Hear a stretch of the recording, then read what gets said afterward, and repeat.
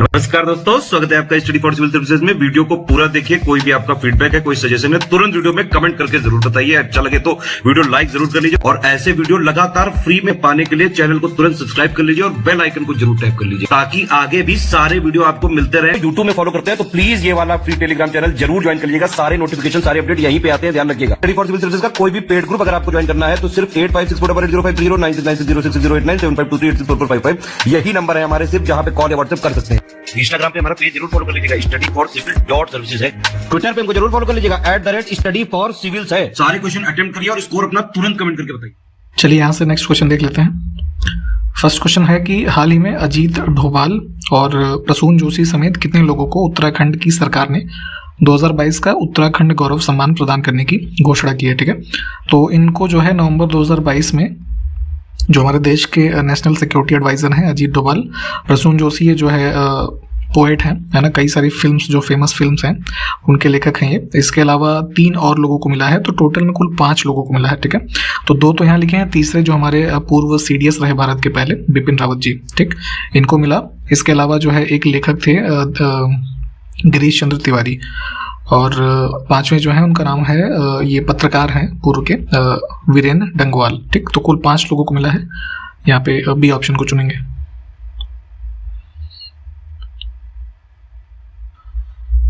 जीवाजी वेधशाला में विश्व की पहली वैदिक घड़ी लगाई जाएगी। यह वेधशाला किस शहर में स्थित है ये बताना है। ठीक है, तो एंशिएंट टाइम्स में ऑब्जर्वेटरीज बनती थी, तो उसी क्रम में एक यहाँ पे जीवाजी वेधशाला जो है मध्य प्रदेश के उज्जैन में है।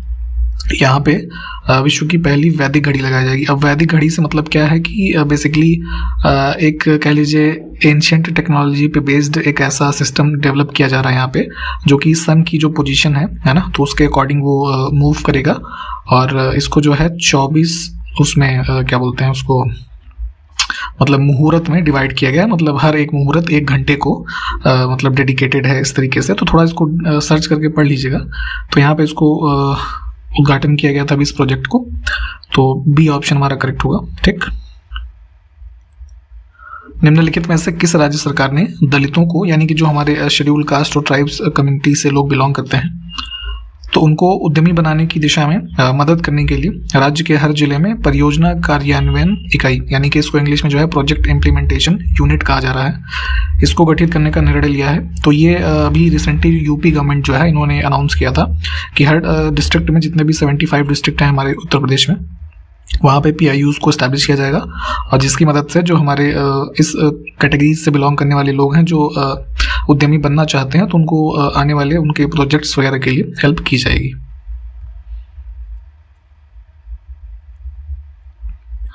निम्न में से किस अंतरिक्ष एजेंसी के द्वारा वर्ष 2027 में, तो ईयर यहाँ पे ध्यान रखिएगा कि अभी नहीं हो रहा है, 2027 तक जो शनि ग्रह है यानी कि सैटर्न, उसका जो सबसे बड़ा मून है ना, टाइटन जिसको कहते हैं आप, तो एक फैक्ट ज्योग्राफी का ये भी है, इसको ध्यान रखिएगा। तो इसका अध्ययन करने के लिए एक Titan dragon fly rotor craft जो है उसको लॉन्च किया जाएगा। तो ये बेसिकली मिशन है नासा का, है ना, ये ऑप्शन करेक्ट हो जाएगा।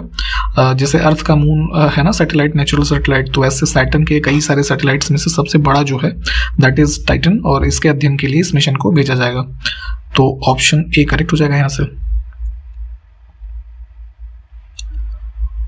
विश्व हिंदी सम्मेलन 2023 के संबंध में सही कथन इसमें देखना है। तो 3 स्टेटमेंट है। 2023 में 15 से 17 फरवरी तक 12वें विश्व हिंदी सम्मेलन का आयोजन जो है, जो ये ऑस्ट्रेलिया के ऊपर आप एक आइलैंड कंट्री देखते हैं ना फिजी, तो उसके नांडी में किया जाएगा, ये ठीक है। ये सम्मेलन भारतीय विदेश मंत्रालय और फिजी सरकार के द्वारा संयुक्त रूप से किया जाएगा, और इसमें जो है डॉक्टर हमारे जो विदेश मंत्री डॉक्टर S जयशंकर, तो ये जो इंडिया की तरफ से इसमें डेलीगेशन जाएगा उसका नेतृत्व करेंगे। तो ये भी ठीक है, तीनों कथन यहाँ पे ठीक है। हम इसमें देखिए ऑल ऑफ द अबव जो है इसको चूज करेंगे। बीच में अगर कुछ क्वेश्चंस आपको लग रहा है जो नंबर्स मिसिंग है, हमने पहले बताया आपको कि उसको एक पर्टिकुलर अलग वीडियो में जो है करा दिया जाएगा, टेंशन मत लीजिएगा उसकी।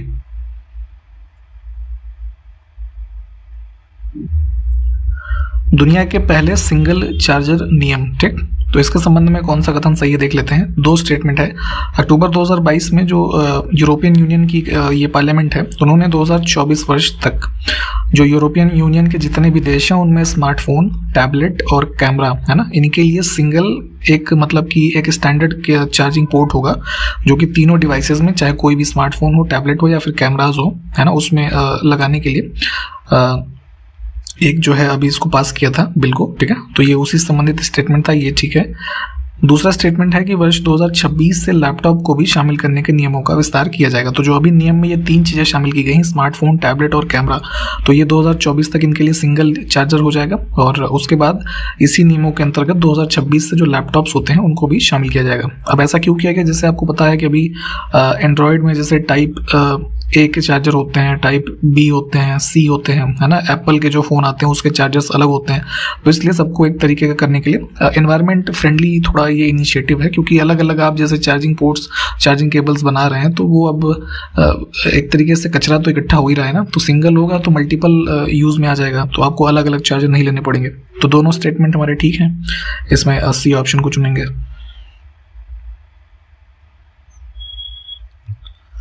स्नेहा जो कि पेशे से एक वकील हैं, ठीक है, no caste no religion certificate बनवाने वाली भारत की पहली महिला बन गई हैं। तो इनका जो है संबंध किस राज्य से है ये बताना है। तो देखिए बेसिकली एक लॉयर हैं ये, लगभग 35 वर्षीय, तमिलनाडु की। तो अब इनके चाइल्डहुड से ही, इवन इनके स्कूल कॉलेजेस में भी जो भी बर्थ सर्टिफिकेट या ये भी चीज़ें हैं, तो इन्होंने हमेशा अपने उन कॉलम्स में जहाँ पे कास्ट और रिलीजन की बात की जाती है उसको उन्होंने ब्लैंक रखा, मतलब कि इन्होंने किसी कास्ट या फिर रिलीजन को शुरू से ही नहीं माना था। तो अभी रिसेंटली जो तमिलनाडु की गवर्नमेंट है, उन्होंने इनको एक तरीके से फॉर्मल सर्टिफिकेट इशू किया है इस चीज़ का, है ना, कि आप जो है इनमें से किसी चीज़ को नहीं मानती है, ठीक है। तो इसी के लिए तो इंडिया में ऐसा सर्टिफिकेट पाने वाली पहली महिला भी बन गई हैं, ठीक। तो ये भी ध्यान रखिएगा, MA स्नेहा करके इनका पूरा नाम है। तो इंपॉर्टेंट न्यूज़ है, बी ऑप्शन को चुनेंगे। इंटीग्रेटेड सर्किट का निर्माण किसने किया था? ठीक है, आईसी चिप्स जो होती हैं, जो आप पढ़ते हैं कि जैसे इलेक्ट्रॉनिक्स सर्किट्स वगैरह जो होते हैं उसको बनाने में इसका यूज़ किया जाता है, जो किससे बने होते हैं? सेमीकंडक्टर से, है ना, स्पेशली जैसे सिलिकॉन से, जो आजकल कंप्यूटर्स और इन सब चीज़ों में काफ़ी ज़्यादा बड़े स्तर पर यूज़ हो रहा है। तो सबसे फर्स्ट टाइम इसका जो इन्वेंशन किया ये JS किल्बी, ठीक है। इनके साथ एक लोग और थे, उनका नाम था रॉबर्ट नॉइस। तो इन दोनों ने मिल करके आईसी चिप्स का निर्माण किया। बाद में चल करके 1959 के अराउंड इन्होंने इसका पेटेंट फाइल किया आईसी चिप्स का, इसको भी ध्यान रखिएगा। निम्नलिखित में से किस समिति ने यह सुझाव दिया कि उपभोक्ता मूल्य सूचकांक की गणना कैलोरी की खपत के आधार पर की जानी चाहिए? ठीक है, तो पर कैपिटा जो कह लीजिए फूड के संदर्भ में कैलोरी कंजम्पशन है इंडिविजुअल का, उसके आधार पे CPI का कैलकुलेशन करने की जो सिफारिश की गई थी, ये DT लाकड़ा वाला समिति जो है ना, डी ऑप्शन में इन्होंने किया था। ये 1993 में इस कमेटी को गठित किया गया था। और देखेंगे तो जो पॉवर्टी लाइन एस्टिमेशन है उसके लिए इस कमेटी को मेजर जो है यहाँ पे कॉन्स्टिट्यूट किया गया था, तो इन्होंने इस रिकमेंडेशन को दिया था। आप जरा ये बताइए कि CPI जो अभी वर्तमान में हमारा डेटा इसका आता है किस आधार पे आता है, जरा कमेंट करिए। तो भारतीय कृषि अनुसंधान संस्थान कहाँ है और राष्ट्रीय कृषि विपणन संस्थान कहाँ पे है? दो इंस्टीट्यूट्स के बारे में पूछा जा रहा है। तो ये एग्रीकल्चरल मार्केटिंग वाला जो है ये जयपुर में है और ICAR दिल्ली में है, नहीं हाँ, इंडियन एग्रीकल्चरल रिसर्च इंस्टीट्यूट ये पूसा दिल्ली में ही है। तो ऑप्शन A करेक्ट हो जाएगा। कृषि मूल्य आयोग यानी कि जो MSPs के रेट जो आते हैं इनके द्वारा, इसी के बारे में बात हो रही है। इसकी स्थापना कब की गई और इसमें से देखिए किस शहर को कह लीजिए भारतीय हरित क्रांति का जन्म स्थान माना जाता है, ठीक। तो इसका CSEP जो है इसकी स्थापना हुई 1965 में और पंतनगर जो है इसको माना जाता है हरित क्रांति का जन्म स्थान। जो ग्रीन रेवोल्यूशन इंडिया में स्टार्ट हुआ देखेंगे 1965 के बाद से, तो यहाँ पे जो है पंतनगर जो अभी वर्तमान में उत्तराखंड में है, यहाँ पे एक यूनिवर्सिटी सेटअप की गई, गोविंद वल्लभ पंत यूनिवर्सिटी एग्रीकल्चर वाला जो है। तो यहीं पे जो मैक्सिकन वीट के जो वैरायटीज़ आए थे और भी जो हाई यील्डिंग वैरायटीज़ थे, है ना, उनको यहाँ पे रिसर्च और डेवलप करके एक तरीके से फिर जो अलग अलग जगहों पे डिस्ट्रीब्यूट किया गया एक तरीके से, फिर उसका ग्रीन रिवोल्यूशन में यूज़ किया गया एज सीड, है ना। तो इसलिए पंतनगर को हरित क्रांति के जन्म स्थान के रूप में भी जानते हैं, ठीक। ये ऑप्शन करेक्ट हो जाएगा। नेक्स्ट है राष्ट्रीय बागवानी परिषद की स्थापना कब की गई और भारत के राज्यों में से इनमें से किसमें से ग्रीन हाउस, एक सेकंड रुकिए, इस क्वेश्चन में हम थोड़ा सा करेक्शन करेंगे कि देखिए पहले स्टेटमेंट में भी हम नेशनल हॉर्टिकल्चर बोर्ड के बारे में देखेंगे जो सेटअप किया गया 1984 में, ठीक। और दूसरा स्टेटमेंट है कि ग्रीन हाउस फार्मिंग नहीं है ना, ग्रीन रिवोल्यूशन से संबंधित फार्मिंग के बारे में अगर हम देखेंगे तो सबसे पहले जो अब ये हाई यील्डिंग वैरायटीज़ को यूज़ करते हुए, इन सीड्स को यूज़ करते हुए ग्रीन रेवोल्यूशन के अंदर फार्मिंग की गई, वो पंजाब से स्टार्ट हुई। तो इसमें बी ऑप्शन हमारा करेक्ट होगा। तो थोड़ा यहाँ पे इन दोनों के बारे में और डिटेल में पढ़ लीजिएगा आप लोग। निम्न में से किस पंचवर्षीय योजना के दौरान सामुदायिक स्वास्थ्य कर्मचारी योजना शुरू की गई, और ये वर्ष भी बताना है, ये अगले स्टेटमेंट में ये कहा जा रहा है आपसे। तो कम्युनिटी हेल्थ वर्कर स्कीम ये लॉन्च की गई थी, हमारा जो 5th 5 ईयर प्लान था उसके दौरान में 1977, है ना। तो इसमें ऑप्शन ए करेक्ट हो जाएगा। नेक्स्ट है कि इसमें से किस पंचवर्षीय योजना के दौरान किस वर्ष में भारत में ग्रामीण विद्युतीकरण को एक नियोजित कार्यक्रम के रूप में लिया गया था। ठीक है, तो रूरल इलेक्ट्रिफिकेशन का जो काम था उसको एक प्लान्ड प्रोग्राम के तहत डेवलप करने का काम हमारा फर्स्ट 5 ईयर प्लान में ही किया गया, 51 में। तो यहाँ पे देखिए बी ऑप्शन हमारा करेक्ट है।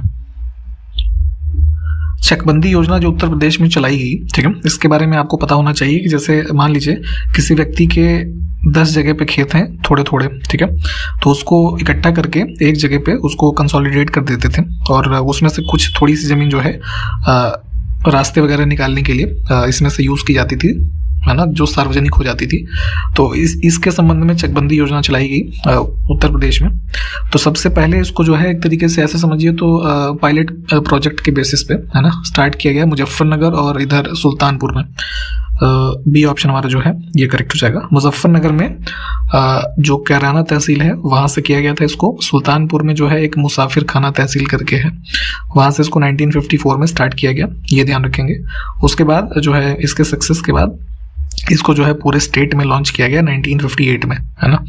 और इसमें इसी के संदर्भ में एक एक्ट भी बनाया गया था जो है UP consolidation of holdings act करके था 1953 का, है ना। तो इसको भी ध्यान रखिएगा। तो फिलहाल बी ऑप्शन इसमें से करेक्ट हो जाएगा। 10 से 12 नवंबर तक 18वां अंतर्राष्ट्रीय टेलीमेडिसिन सम्मेलन कहाँ आयोजित किया जाएगा। ठीक है, तो मेडिसिन के क्षेत्र में ये जो मतलब नेटवर्किंग के माध्यम से कुछ मेडिकल फैसिलिटीज़ प्रोवाइड करने की सुविधा होती है टेलीमेडिसिन, तो उसका एक सम्मेलन जो हुआ अंतर्राष्ट्रीय 18वां, ये 10 से 12 नवंबर में हुआ था आपका यहाँ कोची में, केरल। 11 और 12 नवंबर को पीएम गति शक्ति मल्टी मॉडल जल मार्ग शिखर सम्मेलन 2022 का आयोजन किस शहर में किया जाएगा। तो ये आयोजित हुआ था आपका जो है यहाँ वाराणसी में। ठीक, जो मल्टी मॉडल वाटरवेज समिट था, इसके बारे में थोड़ा डिटेल में पढ़ लीजिएगा। ऑप्शन ए करेक्ट होगा हमारा। 2023 में खेलो इंडिया यूनिवर्सिटी गेम्स की मेजबानी कौन सा राज्य करेगा, यहाँ पे ये बताना है। तो खेलो इंडिया यूनिवर्सिटी गेम्स जो आयोजित किए जाते हैं, पहला कहाँ पे हुआ था, उड़ीसा में। उसके बाद अभी जो लेटेस्ट वाला हुआ है ये कर्नाटका में हुआ, और तीसरा जो होगा यानी कि 2023 में ये उत्तर प्रदेश में होगा। श्रीहरिकोटा से देश का पहला प्राइवेट रॉकेट जिसको कि स्काई रूट एरोस्पेस कंपनी द्वारा लॉन्च किया गया, इस रॉकेट का नाम बताना है। तो देखिए 18 नवंबर को करीब जो है दिन में 11:30 बजे इसको लॉन्च किया गया था। ये विक्रम एस नाम था इसका। ठीक है, तो इसरो की जो फैसिलिटी है श्रीहरिकोटा लॉन्चिंग साइट जो है, वहाँ से इसको लॉन्च किया गया। और स्काई रूट एरोस्पेस कंपनी जो है ये हैदराबाद बेस एक कंपनी है, इसको भी ध्यान रखेंगे। तो पहली ऐसी प्राइवेट कंपनी हुई जो मतलब पहला प्राइवेट रॉकेट इन्होंने बनाया, और ये जो है इसने यहाँ पे टेक ऑफ किया था। ठीक, तो इंपॉर्टेंट है option A. QS Asia university ranking 2023 के अनुसार टॉप के जो 200 यूनिवर्सिटीज़ हैं उसमें भारत के कुल कितने संस्थान शामिल हैं। ठीक, तो यहाँ पे अभी ये यूनिवर्सिटी रैंकिंग जो एशिया वाली आई है, इसमें कुल 200 में इंडिया के 19 यूनिवर्सिटीज़ थे, जिसमें पहला इंडिया का जो इंस्टीट्यूट था वो इंडियन इंस्टीट्यूट ऑफ बॉम्बे था जो 40वें स्थान पे था, और IIT दिल्ली जो है वो 46वें पे था। ठीक, तो इस क्रम को भी ध्यान रखिएगा। फोर्ब्स की टॉप 20 एशियाई महिला उद्यमियों की सूची में कौन सी भारतीय महिला शामिल है। ठीक, तो अभी रिसेंटली ये रिपोर्ट भी आई थी इनकी सूची। तो एशिया पैसिफिक रीजन में देखेंगे तो टॉप 20 में ये 3 लोग शामिल थे, सोमा मंडल, नमिता थापर और गजल अलग। ठीक, तीनों ही शामिल थे, इसमें डी को चुनेंगे हम। अटल नवाचार मिशन इन्होंने 9 नवंबर 2022 को दूसरे अटल इंडिया चैलेंज के तहत महिला केंद्रित चुनौती की शुरुआत की है। ठीक है, तो ये बताना है कि अटल नवाचार मिशन जो है किससे संबंधित है। तो देखिए 2016 में जो हमारा नीति आयोग है, इन्होंने अटल इनोवेशन मिशन यानी कि नवाचार मिशन जो है इसको शुरू किया गया था। पूरे कंट्री में जो है इनोवेशन और उद्यमिता को बढ़ावा देने के लिए इसको शुरू किया था। तो उसी के तहत अलग अलग चैलेंजेस और ये सब इनिशिएटिव इनके द्वारा आयोजित किए जाते रहते हैं। तो उसी क्रम में अभी जो है अटल न्यू इंडिया चैलेंज जो सेकंड एडिशन है, उसके तहत एक महिला जो है महिलाओं को केंद्रित करते हुए एक ऐसे चैलेंज शुरू किया गया है। तो उसी के बारे में यहाँ पे बात हो रही थी। ए ऑप्शन को हम चुनेंगे। थोड़ा इसके बारे में डिटेल में भी आप पढ़ लीजिएगा। देखिए लॉ कमीशन के चेयरपर्सन के रूप में अभी नियुक्ति हुई है 22वें लॉ कमीशन की। तो ये है Rituraj Awasthi. Option A correct हो जाएगा। 9 नवंबर को अपॉइंट हुए थे। अच्छा क्वेश्चन आपसे ये है कि लॉ कमीशन जो है सबसे फर्स्ट टाइम इंडिया में कब कॉन्स्टिट्यूट किया गया था, ये जरा बताइए। ये पहले भी आपको बताया गया है। हाल ही में किस राज्य में एस्चुरियन केकड़े की नई प्रजाति जिसका नाम है स्यूडेहेलिस अन्नामलाई, ठीक, इनको पाया गया है। तो ये क्रैब जो होता है ना, मरीन स्पेसी के रूप में आप जानते हैं इसको, केकड़ा। तो इसकी एक नई वैरायटी है स्यूडोहेलिस अन्नामलाई, इसका नाम दिया गया है। तमिलनाडु में इसको देखा गया है। देखिए अभी हाल ही में उत्तर प्रदेश की सरकार के द्वारा एक लक्ष्य निर्धारित किया गया है। तो उसी के संदर्भ में क्वेश्चन है कि किस वर्ष तक मथुरा वृंदावन का जो ये टूरिस्ट वाला क्षेत्र है, जो कृष्ण भूमि जन्मभूमि स्थल है, वृंदावन ये सब है ना, तो इसको शुद्ध शून्य कार्बन उत्सर्जन पर्यटन स्थल बनाने का लक्ष्य रखा गया है। ठीक है, तो यहाँ पे जो है नेट जीरो कार्बन एमिशन का लक्ष्य अचीव किया जाएगा वर्ष 2041 तक। सी ऑप्शन करेक्ट हो जाएगा। इसी क्रम में इस पूरे मथुरा वृंदावन का जो टूरिस्ट प्लेस है, इसमें जितने भी इलेक्ट्रिक व्हीकल्स हैं सिर्फ उन्हीं को अलाउ किया जाएगा, बाकी और तरीके के व्हीकल्स को बैन किया जाएगा। कई सारे जो ट्रीज वगैरह इन सब का प्लांटेशन है ना, ये सब चीज़ों से यहाँ पे जो ग्रीन हाउस गैसेस है उसको धीरे धीरे फेज आउट करने की दिशा में जो नेट जीरो कार्बन एमिशन का लक्ष्य होता है उसको प्राप्त करने का प्रयास है। ठीक, आपको ये भी याद होना चाहिए कि इंडिया ने जो अपना नेट जीरो कार्बन एमिशन का टारगेट सेट किया है 2070 तक, कॉन्फ्रेंस ऑफ पार्टीज और 26 हुई थी, उसमें इस लक्ष्य को निर्धारित किया गया था। ये भी याद रखिएगा। हाल ही में किस राज्य ने विश्व यात्रा बाजार 2022 में रिस्पॉन्सिबल टूरिज्म ग्लोबल अवार्ड इसको जीता है। ठीक, तो देखिए यहाँ पे जो है लंदन में वर्ल्ड ट्रैवल मार्ट होना चाहिए यहाँ पे, है ना, इसका आयोजन किया गया।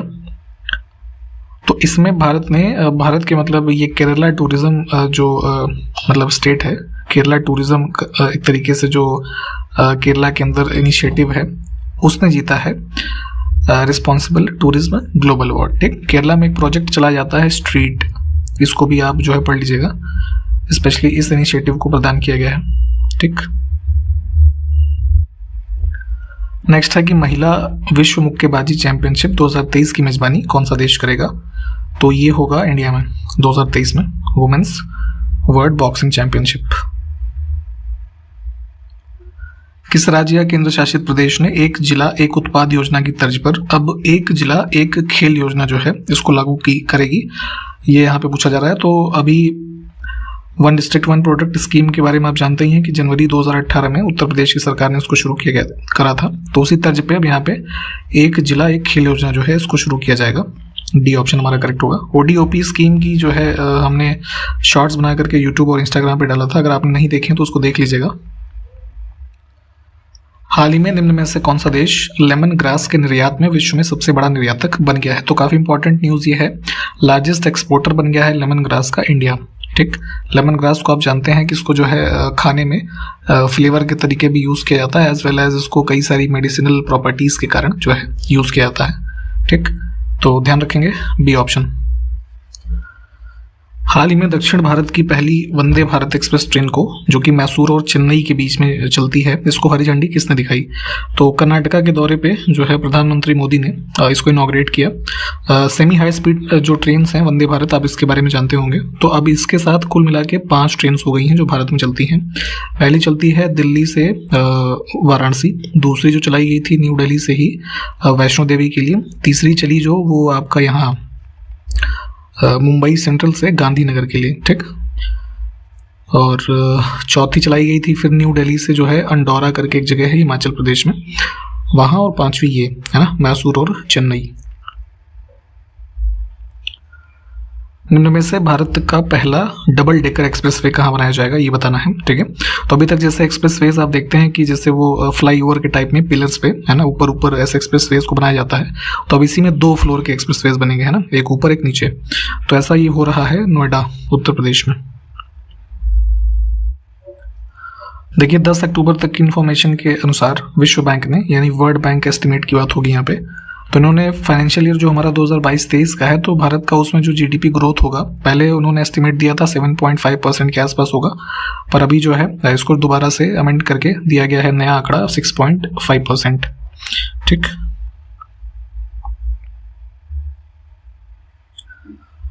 सितंबर 2022 में आए तूफान यान, ठीक है, ये नाम ध्यान दीजिएगा। तो इसकी उत्पत्ति जो है वो किस सागर में हुई थी ये बताना है। तो कैरेबियन सी के रीजन में ओरिजिनेट हुआ, और देखेंगे तो इधर यूएस में जो फ्लोरिडा वगैरह वाला रीजन है यहाँ पे इसने हिट किया था, तो नाम ध्यान रखेंगे और कहाँ पे ओरिजिनेट हुआ था ये।